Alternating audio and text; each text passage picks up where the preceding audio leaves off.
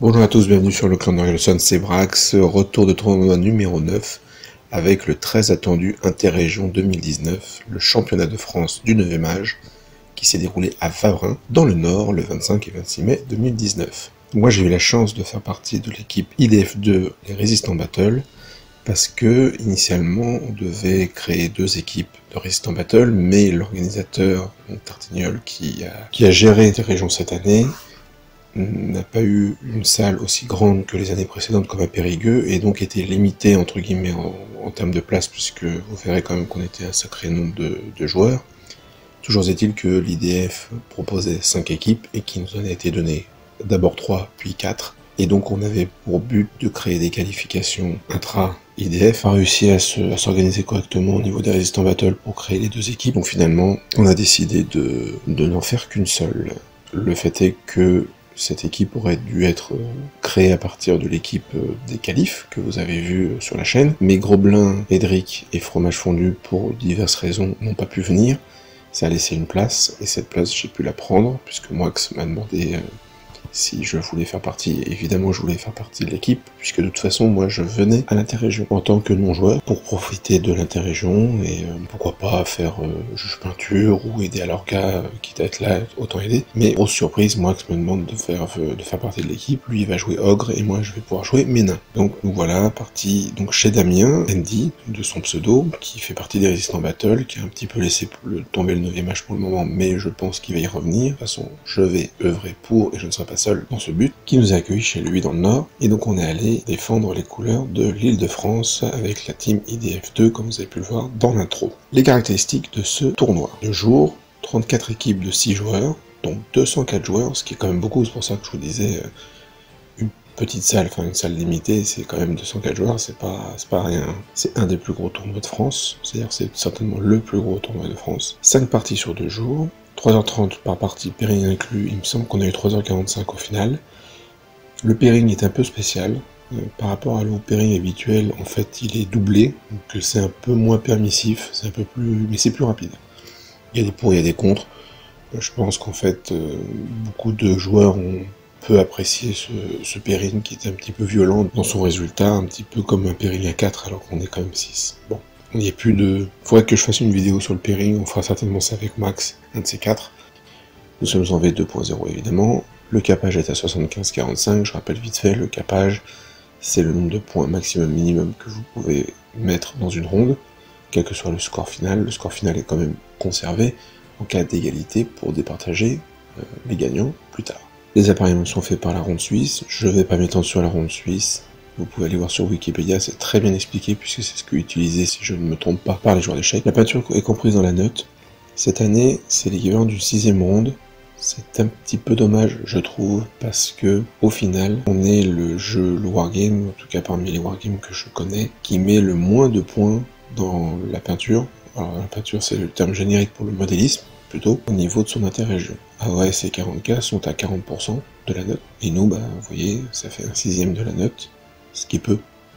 D'autant que 9ème âge est le descendant de Battle, et que Battle était réputé pour avoir les plus belles armées de tous les jeux de figurines représentés par des tournois. C'est un choix de l'organisateur, c'est ainsi, bref. C'est un débat qui est très long, qui n'a pas lieu ici, hein, comme la plupart des débats de ce genre, entre les gros gamers qui n'ont pas forcément des armées très bien peintes, ou qui n'ont pas envie de se voir limités par les figurines qu'ils ont de bien peintes pour faire leur liste, et par les artistes qui veulent profiter de l'interrégion qui est historiquement le rendez-vous du hobby pour que la peinture rentre de façon importante dans la notation. 60-40 pour moi je trouve que c'est un très bon pourcentage, c'est un avis totalement personnel. Petit point noir mais ça on en reparlera dans la conclusion. Et prix de peinture, prix au pluriel, puisque il y aura la récompense pour la team, qui a la meilleure note de peinture, et pour la note solo d'un peintre qui sera récompensé pour son art. Les objectifs, je vais commencer par mes objectifs personnels. Je vise une moyenne de 13, donc 65 points sur le week-end complet. C'est la moyenne que j'essaye d'avoir en ce moment, c'est la moyenne que j'ai en 1 en fait. Donc j'essaye de me dire que je vais peut-être être sacrifié au moins une fois. Mon armée est capable normalement d'encaisser les armées des autres. Si je peux pas jouer la game, encore faut-il que je m'en rende compte. Donc voilà, donc, moyenne de 13, ça me semble pas aberrant à atteindre, mais ça reste un bon challenge pour moi qui suis historiquement avec mes démons habitué au bas de classement. Une seule défaite maximum.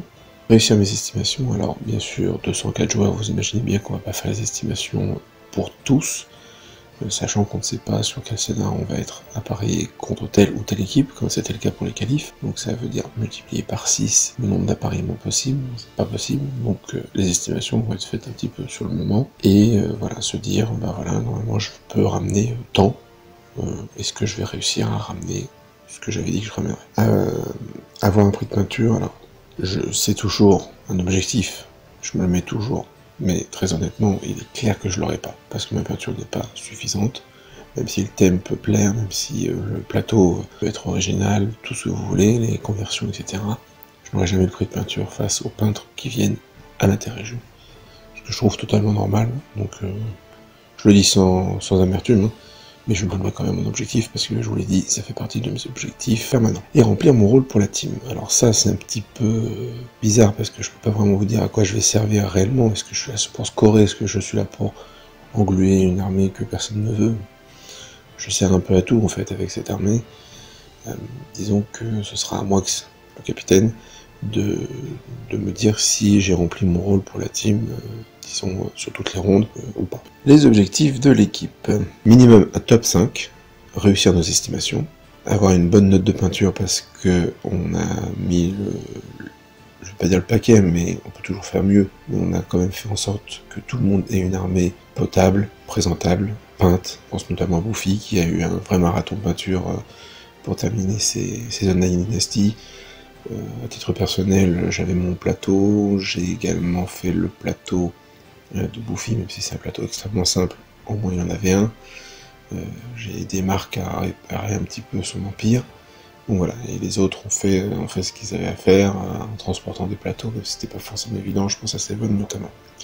Donc voilà, donc note de peinture, on espère avoir mis ce qu'il faut pour être haut, et donc nous aider notamment à atteindre le podium. Donc, et ne pas se faire caper, bien évidemment, en espérant en mettre quelques-uns à décapage. Si c'était possible, ce serait toujours très sympa. Donc voilà pour cette courte introduction.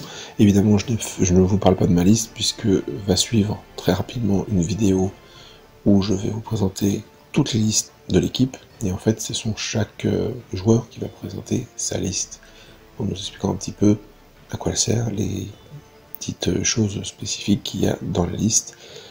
Et donc on se retrouve très rapidement sur la chaîne, merci de me suivre, abonnez-vous, n'hésitez pas à vous abonner, merci, alors j'en profite tout de suite, je le redirai, mais je remercie tous ceux qui m'ont remercié ou qui m'ont félicité pour la chaîne, ça fait vraiment très très plaisir de vous rencontrer déjà, puis comme je le dis à chaque fois, c'est moteur, donc voilà, ne serait-ce que bien joué pour ta chaîne, ça fait super plaisir, alors quand on vient me voir exprès, me serrer la main et me dire j'adore ta chaîne, je la suis, etc. machin, ça fait encore plus plaisir.